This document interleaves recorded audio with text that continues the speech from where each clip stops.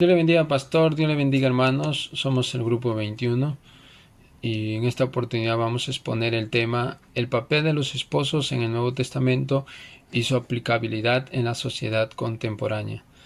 Para comenzar, debemos reconocer que actualmente el matrimonio enfrenta una crisis en su estructura como una institución divina.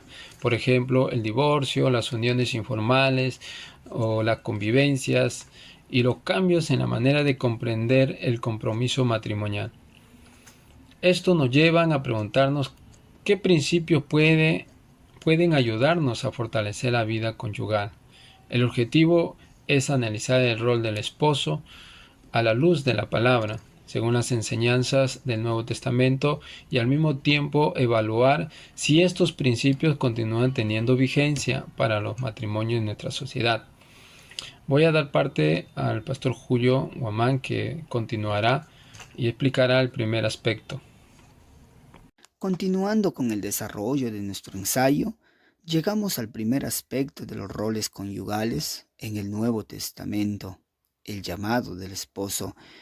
El texto de Efesios capítulo 5, versículo 25, es fundamental porque Pablo dice: maridos, amad a vuestras mujeres, así como Cristo amó a la iglesia y se entregó a sí mismo por ella. Aquí encontramos algo importante. Pablo comienza diciendo que el liderazgo del esposo no es dominar, sino servir y amar. ¿Cómo se demuestra este amor? Con entrega, dando su tiempo, esfuerzo y recursos, y también con sacrificio, poniendo muchas veces sus necesidades por encima de las propias. Todo esto busca mantener la unidad del matrimonio porque, como dice la Biblia, los dos serán una sola carne. Entonces, la idea principal es sencilla. El esposo no está llamado a dominar a su esposa, sino a entregarse por amor a ella, siguiendo el ejemplo de Cristo. Pablo no solo habla del amor que debe de tener el esposo, sino advierte sobre una manera equivocada de ejercer ese liderazgo, la dureza. Precisamente hablaremos de ello en la siguiente diapositiva. En la diapositiva anterior vimos cómo el esposo está llamado a amar a su esposa, así como Cristo amó a la iglesia. Debemos de hacernos una pregunta: ¿cómo debemos de ejercer el liderazgo en la vida cotidiana? Pablo nos da una respuesta clara a esta pregunta en Colosenses capítulo 3 versículo 19, cuando dice: maridos, amad a vuestras mujeres y no seáis ásperos con ellas. Esto nos enseña que el liderazgo del esposo no debe de convertirse en dureza, gritos, humillación y maltrato. Pedro también dice en Primera de Pedro capítulo 3 versículo 7 que el esposo debe vivir con su esposa sabiamente y darle la honra. Las mujeres son coherederas de la gracia de Dios, por lo tanto, tienen la misma dignidad espiritual delante de Dios. Además, en Primera de Corintios capítulo 11 versículo 3 nos recuerda que Cristo es la cabeza del varón. Por eso, el esposo no debe actuar como un dictador, sino como un hombre que está bajo la autoridad de Cristo. Por eso, la autoridad bíblica no es dominio, sino debe ser ejercida con amor, sabiduría, honra y responsabilidad. Así como el Nuevo Testamento enseña el llamado del esposo, también presenta responsabilidades importantes para la esposa. Hacer sobre este tema nuestra hermana Estrella. Después de analizar el llamado del esposo, nuestro ensayo presenta ahora la respuesta de la esposa. En Efesios 5:22 dice, las casadas estén sujetas a sus propios maridos, como al Señor. Esta sujeción no debe entenderse como una imposición cultural, ni como una condición de inferioridad. Pablo continúa hablando sobre la carne en Efesios 5:31. Dice que el hombre se unirá a su mujer y que los dos serán una sola carne. Ser una sola carne significa que el matrimonio no es una relación donde uno manda y el otro simplemente obedece. Implica compartir una vida, metas, participar en las decisiones, asumir responsabilidades juntos. Por eso la esposa no aparece en el modelo bíblico como una figura secundaria. Es compañera de un proyecto de vida común. La verdadera pregunta no debería ser solamente quién manda en el matrimonio, sino ¿cómo podemos ambos honrar a Cristo dentro de nuestro matrimonio? Para comprender realmente el alcance de estas enseñanzas, necesitamos mirar el contexto histórico en que fueron escritos. En la sociedad judía del siglo I, la mujer tenía una participación pública limitada. Su acceso a la educación era reducida. Un hombre podía divorciarse de ellas por motivos que hoy consideraríamos triviales. En el mundo greco-romano también existía una fuerte dependencia legal de la mujer respecto del hombre, y el matrimonio tenía muchas veces una dimensión económica. Es justamente dentro de este contexto donde encontramos algo muy significativo en el ministerio de Jesús.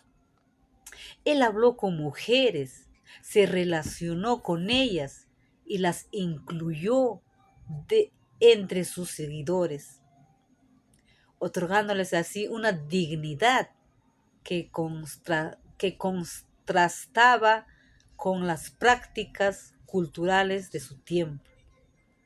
Entonces, hermanos, el mensaje del Nuevo Testamento fue profundamente significativo para su contexto y continúa siendo relevante para nosotros. Nuestro hermano Manuel Segarra desarrollará los casos prácticos y desafíos actuales. Después de revisar los principios bíblicos, veamos cómo pueden aplicarse a situaciones reales de matrimonio. El primer caso es de vulnerabilidad después del parto. El amor sacrificial del esposo se demuestra cuidando a su esposa, respetando su descanso y asumiendo responsabilidades adicionales. El segundo caso son los conflictos financieros. Ante una dificultad económica, el liderazgo cristiano no consiste en imponer ni levantar la voz, sino en controlar el enojo, reconocer errores y buscar juntos una solución mediante el diálogo. El tercer caso es el matrimonio donde uno de los cónyuges no comparte la fe. Allí la conducta íntegra, paciente y respetuosa puede convertirse en un verdadero testimonio de Cristo. Y finalmente, ante un desacuerdo delante de otras personas, debemos evitar la humillación y preservar la honra del cónyuge, resolviendo el conflicto en privado. Estos casos demuestran que la fe se refleja especialmente en cómo enfrentamos las dificultades del matrimonio. Pero incluso estos principios pueden ser distorsionados. A continuación, veremos los errores frecuentes dentro del matrimonio. Después de analizar los casos prácticos, debemos reconocer que conocer el modelo bíblico no garantiza que siempre lo apliquemos correctamente. El ensayo identifica errores que pueden aparecer tanto en el esposo como en la esposa. En el esposo encontramos que primero es el autoritarismo. Convertir el liderazgo en control o imposición. Esto contradice el modelo de Cristo, cuyo liderazgo se caracterizó por el servicio y la entrega. Segundo, encontramos la dureza. Colosenses 3:19 ordena al esposo amar a su mujer y no ser áspero con ella. Por eso los gritos y el desprecio o las palabras hirientes no pueden justificarse como autoridad. En la esposa también puede existir distorsiones como el menosprecio del esposo o entender la sujeción como pasividad, dejando de participar y asumir responsabilidad. Por eso debemos evitar ambos extremos, ni dominio del esposo ni pasividad de la esposa. El modelo bíblico presenta a ambos sirviendo y honrando a Cristo dentro del hogar. Ahora que hemos identificado estas dificultades, veremos cómo podemos fortalecer el matrimonio aplicando estos principios en la vida cotidiana, junto con nuestra hermana Zenaida. Porque el matrimonio cristiano no se fortalece solamente con conocimiento bíblico. Se fortalece ese conocimiento cuando comienza a transformar nuestra manera de vivir. Cuando el esposo decide servir en lugar de dominar. Cuando la esposa decide respetar en lugar de menospreciar. Cuando ambos aprenden a pedir perdón. Cuando ambos deciden escuchar en lugar de atacarse. Cuando oran juntos. Nuestro ensayo reconoce también algo humano. Nadie es perfecto. Todos podemos tener momentos de debilidad, egoísmo, orgullo, frustración. El objetivo es presentar el matrimonio, matrimonios que dependan de Dios y dispuestos a seguir creciendo. Aquí podemos mostrar que los matrimonios no solo con palabras, sino con nuestra manera de vivir, porque el amor verdadero es entrega y no egoísmo, y que Cristo es el centro del hogar. Hemos llegado al final de nuestro recorrido. Hemos hablado de los roles conyugales, de los desafíos que enfrentan los matrimonios, de las distorsiones que pueden aparecer y finalmente de algunas maneras concretas de fortalecer el matrimonio.